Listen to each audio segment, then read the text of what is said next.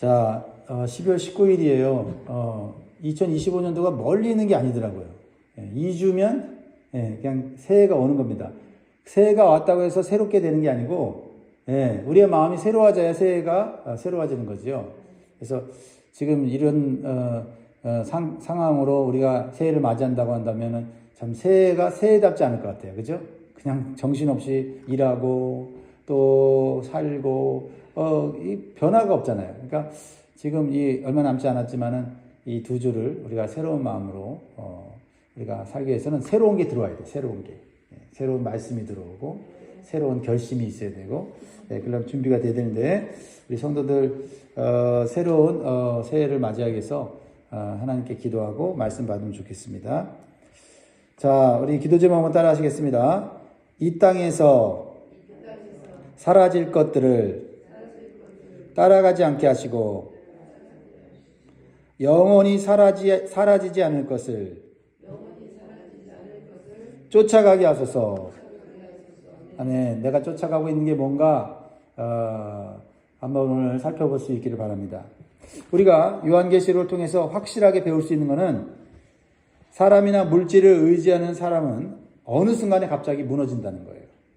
그리고 큰 권세를 잡았다고 자랑하고 과시할수록 빨리 망한다는 겁니다. 제가 어렸을 때 재미있게 했던 게임이 도미노 게임이에요. 도미노 게임. 카드나 물건들을 이렇게 일렬로 쭉 세웁니다. 그것들로 도미노 체인을 만드는 거예요. 해보셨습니까? 보셨죠? 네. 하나를 무너뜨리면은 그 다음 것이 무너지고, 그러면 또 그 다음 게 무너지고, 그래서 차례대로 무너져서 가장 끝에 있는 것까지 무너지는 게임이에요. 네.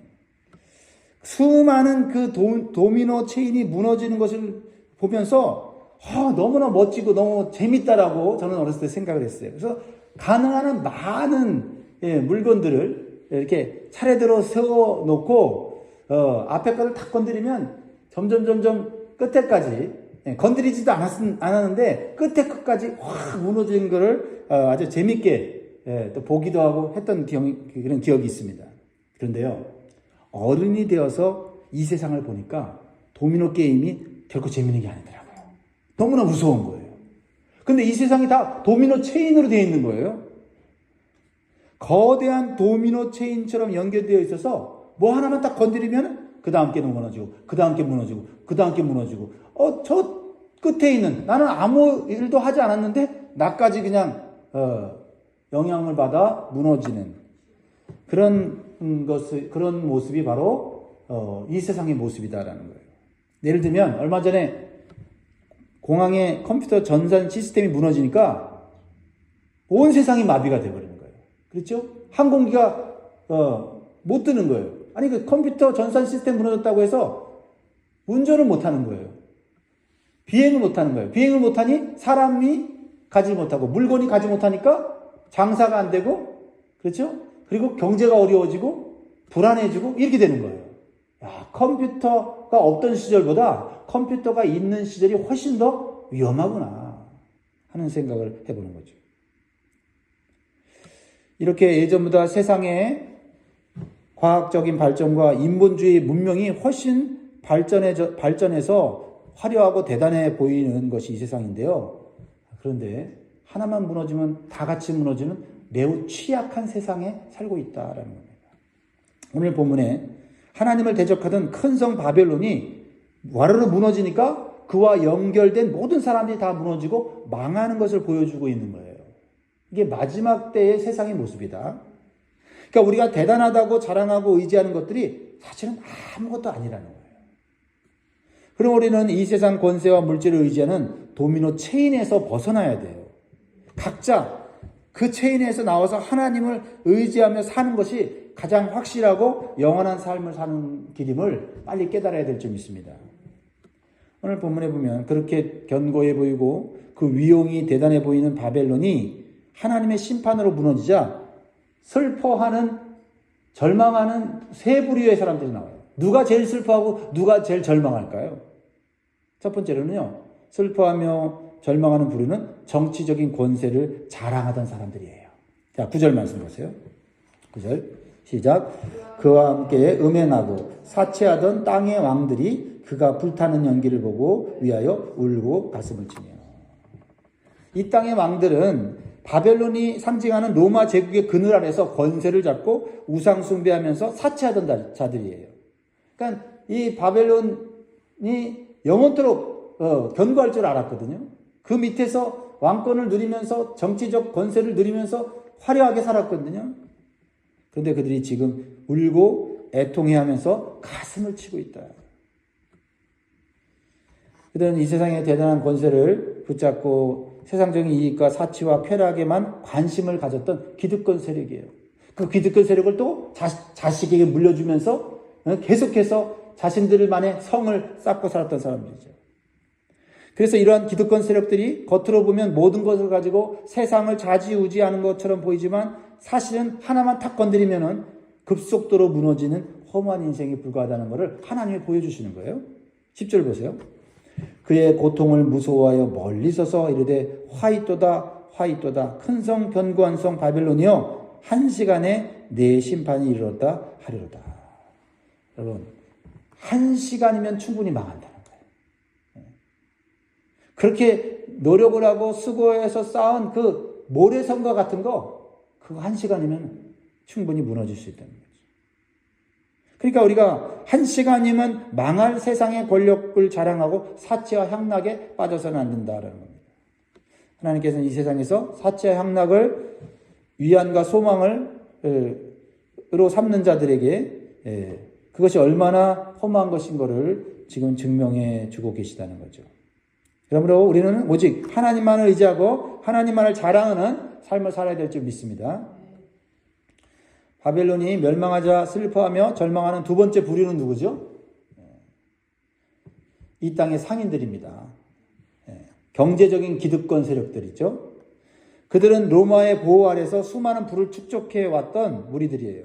근데 바벨론이 무너지자 그들은 자신들이 팔 수 있는 물건들이 없어지게 됨으로써 절망하고 울고 있는 거예요. 11절 땅의 상인들이 그를 위하여 울고 애통하는 것은 다시 그들의 상품을 사는 자가 없습니다. 땅의 상인들, 경제적인 어떤 힘을 가진 자들이 계속해서 사람들이 요구하는 또 사람들의 욕구를 채울 수 있는 탐욕을 일으키는 그런 물건들을 그냥 기가 막히게 만들어내지 않습니까? 그래서 끊임없이 물건들을 새롭게 만들고 디자인하고 또 사실 아직 망가지지도 않았는데 또 바꿔야 되고 그런 경제적인 그런 그 시스템을 만들어서 사람들하고 수없이 투자하게 하고 사치하게 하고 낭비하게 하는 이 세상에 우리가 살고 있잖아요. 그것을 통해서 이익을 얻는 자는 누구예요? 이 땅의 상인들, 경제적 기득권을 가진 자들이라는 거죠. 근데 그들이 팔 상품이 없어요. 힘을 가진 자들, 권력을 가진 자들이 망했잖아요. 그러니까 상류층의 사람들이 망하니까 그들에게 팔 물건들은 남아있는데 그들은 살 능력이 없어요.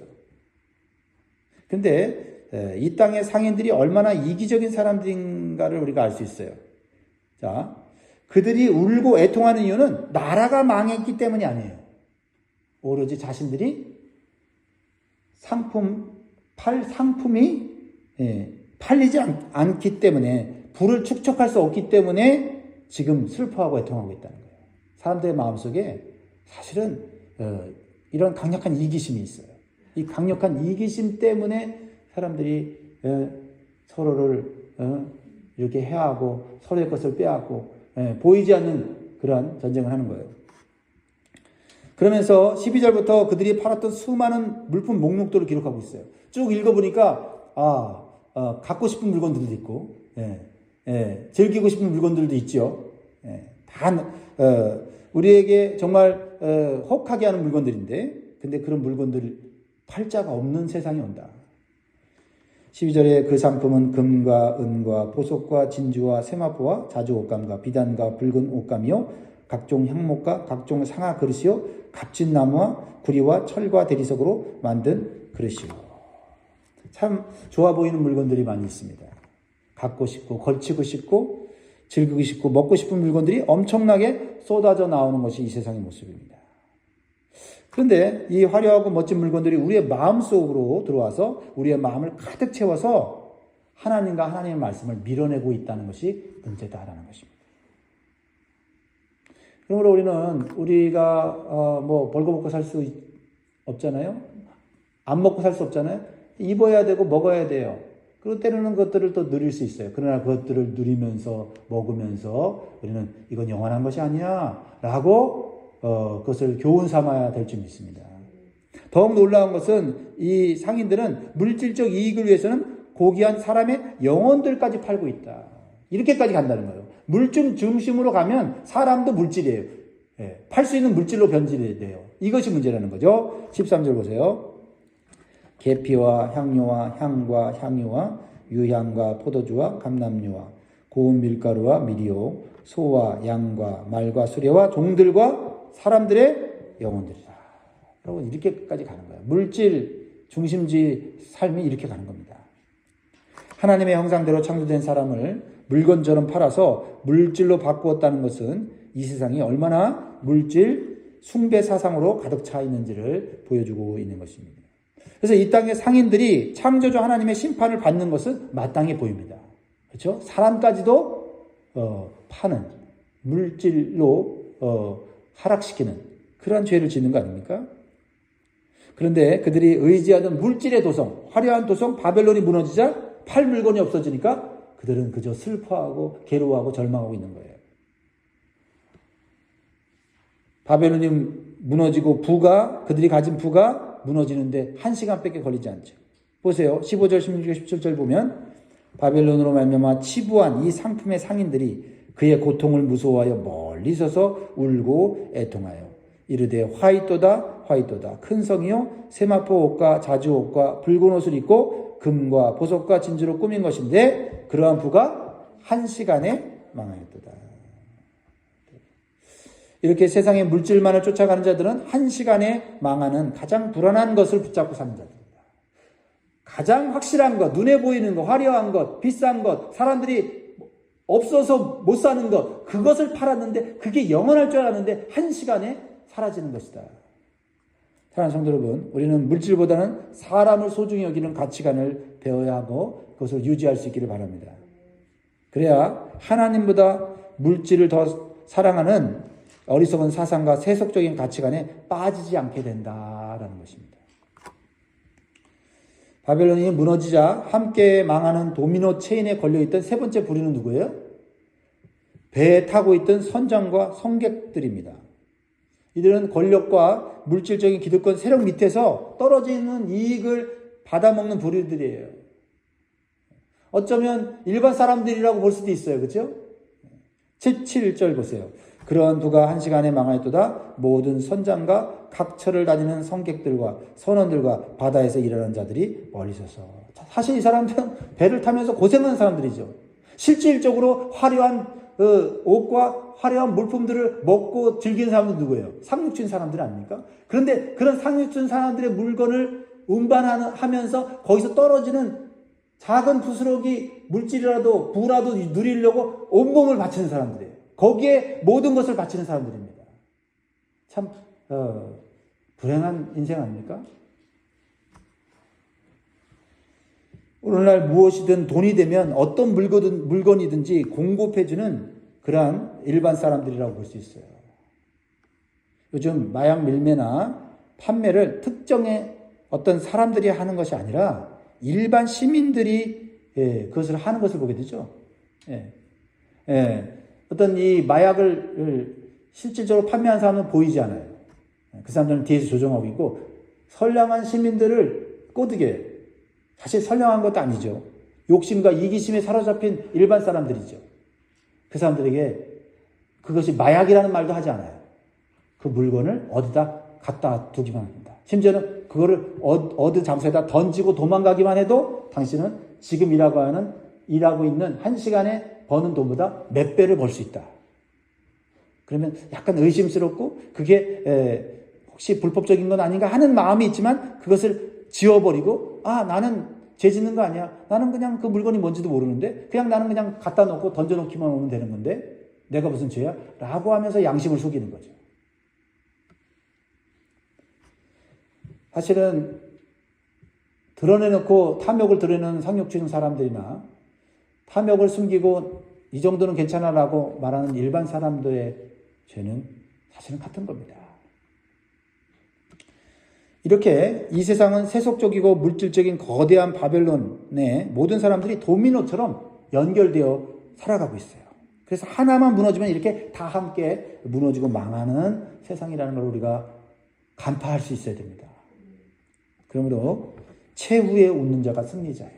최후에 웃는 자가 승리자다. 비록 하나님만 의지하고 하나님 말씀대로 살아가는 것이 고리타분하고 그것이 시대에 뒤떨어지는 것 같지만은 그러나 그것이 최후에 웃을 수 있는 길이다라는 거예요. 이 땅에서 하나님 말씀대로 살려고 하는 성도들, 또 하나님의 사랑으로 복음을 전해서 핍박받고 조롱받아도 이거 다른 사람들에게 정말 생명의 길을 가르쳐주는 사람들을 오히려 조롱하고 비난하고 핍박하는 그런 세상에 살고 있습니다. 특히 교회와 기독교 신앙을 무너뜨리려고 하는 그런 정치적인 세력과 그런 세상에 그런 기득권자들이 많이 있죠. 그래서 내가 예수 믿는 게 이게 옳은 길인가 흔들릴 때도 있는 것이죠. 왜 같은 세상에 살면서 선을 행하면서 좋은 길을 가르쳐 주는데 왜 우리가 이렇게 고통을 당해야 되는가? 그러나 이 세상의 모든 것이 무너질 때 기뻐하고 즐거워할 최후의 승리자가 될 것을 하나님 가르쳐 주십니다. 20절 같이 읽습니다. 시작. 하늘과 성도들과 선지자들아 그로 말미암아 즐거워하라. 하나님이 너희를 위하여 그에게 심판을 행하셨음이라 하더라. 사랑하는 성도 여러분, 물질이 아닌 하나님을 의지함으로 최후에 웃고 기뻐할 수 있는 성도들이 되시기를 주의 이름으로 축복합니다. 보십시오. 이 땅에 그토록 가치 있게 여기고 자랑하던 눈에 보이는 모든 것들이 결국 보이지 않게 된다는 거예요. 보이지 않게 되는 거를 추구하면 안 돼요. 보였다가 보이지 않는 게 아니라 보이지 않는데 나중에 보이는 것을 봐야 된다는 거죠. 21절 이에 한 힘센 천사가 큰 맷돌 같은 돌을 들어 바다에 던져 이르되 큰 성 바벨론이 이같이 비참하게 던져져 결코 다시 보이지 아니하리로다. 그러므로 우리는 먼저 올바른 가치관을 가져야 돼요. 이 세상이 가치 있다고 말하는 것을 따라가는 것이 아니라 하나님께서 가치 있다고 말씀하시는 것을 따라가야 돼요. 가치관이 올바로 세워야 됩니다. 이 세상의 가치를 따라가는 자들은 결국은 울면서 가슴을 치게 됩니다. 그러나 하나님의 가치를 따라가는 자들은 기뻐하며 영원한 행복을, 영원한 삶을 누리게 되는 거예요. 얼마나 큰 차이입니까? 그러므로 나의 가치관을 점검하는 시간이 되면 좋겠어요. 예수 믿으면서도 내 가치관은 세속적인 가치관을 가질 수 있거든요. 나는 눈에 보이는 것에 내 인생을 맡길 것인가, 아니면 눈에 보이지 않는 영원한 것에 내 인생을 맡길 것인가 결단해야 된다라는 겁니다. 그래서 사도 바울은 고린도후서 4장 18절에 이렇게 말했어요. 우리가 주목하는 것은 보이는 것이 아니요 보이지 않는 것이니 보이는 것은 잠깐이요 보이지 않는 것은 영원합니다. 우리가 보이지 않는 영원한 것을 볼 수 있기 위해서는 믿음을 가져야 돼요. 그리고 영원한 삶의 길로 나가려면 영원한 하나님의 말씀을 붙잡아야 됩니다. 우리가 받은 구원도 이 땅에 보이는 것으로 받은 것이 아니라 보이지 않는 하늘의 소망을 예수 그리스도의 복음을 통해서 받은 것인 줄 믿습니다. 우리가 소망으로 구원을 얻었음에 보이는 소망이 아니니 보는 것을 누가 바라리요. 만일 우리가 보지 못하는 것을 바라면 참음으로 기다릴지니라. 로마서 8장 24절 25절. 여러분 참으십시오. 인내하십시오. 말씀을 따라 살려면 그렇게 살아야 됩니다. 말씀을 맺겠습니다. 사랑하는 성도 여러분, 우리는 이 세상 사람들이 보는 것과는 다른 영원한 것을 보면서 살아가는 존재들이에요. 그래서 때때로 세상 사람들이 보지 못하는 것을 우리가 보기 때문에 우리를 미련하게 여기고 조롱할 수 있지만 우리는 눈에 보이지 않는 영원한 가치와 영원한 나라를 바라보면서 인내하고 참고 견딜 때 우리는 최후의 승리자가 되고 최후의 웃는 자가 될 줄 믿습니다. 힘내십시오. 네, 기도하겠습니다.